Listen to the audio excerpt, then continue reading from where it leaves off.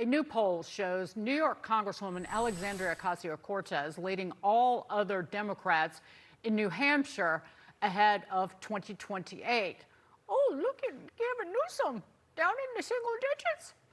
But AOC says she hasn't thought at all about running for president. Right. Any interest on being that 2028 nominee for Democrats? I have genuinely not really weighed seriously anything past the midterm election. She also doesn't seem particularly interested in a rumored long-term Senate role, even attacking the institution. You support the Senate, right, though? We've all got our complaints. I don't support the filibuster. I don't support elements of this institution that we know, were founded on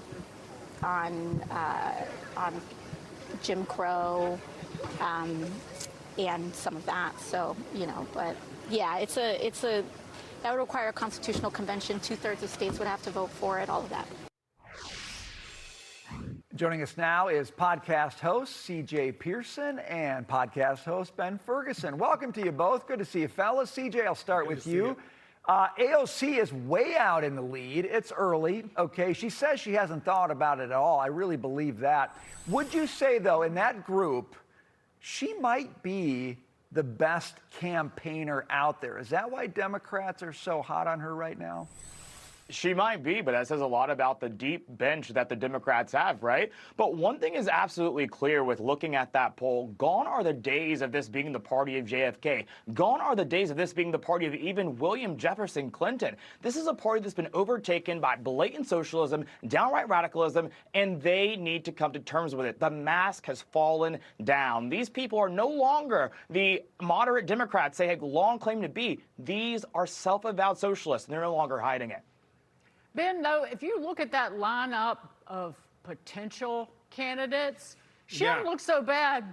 She just needs to work on her pitchy voice. But she's a better communicator than, Kamala Harris. Like, she was down in the single digits below Gavin Newsom in that poll. Yeah.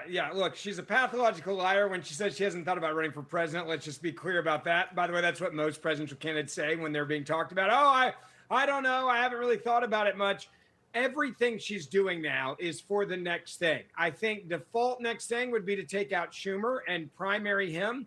I think there's a very good chance of that. And now she's like, you know what? I'm looking so good nationwide.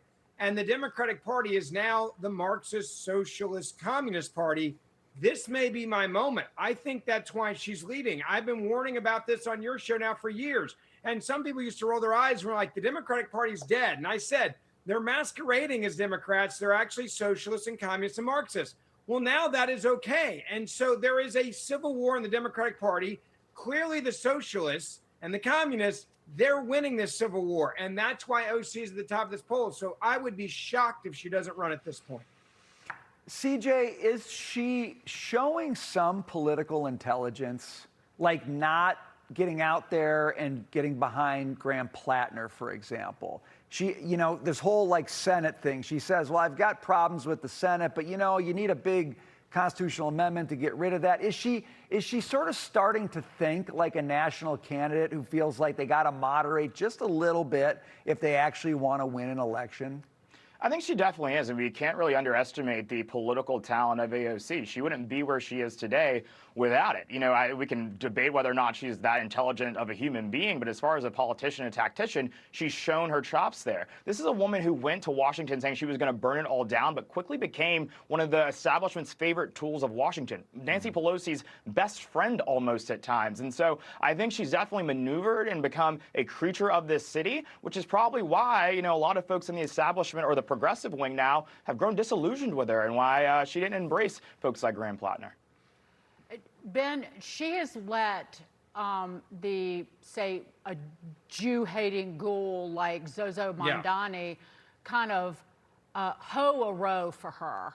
They're clearing the path for her because she seems less frightening than some of these others.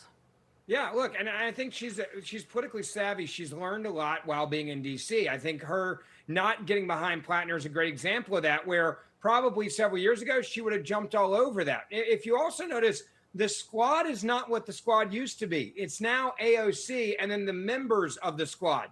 She has made herself an independent leader of this radical left, while also understanding that if I want to go further than I am right now in Congress, I'm going to have to look like I'm a little bit more moderate. But trust me, voters, she's lying to you. She is a Marxist.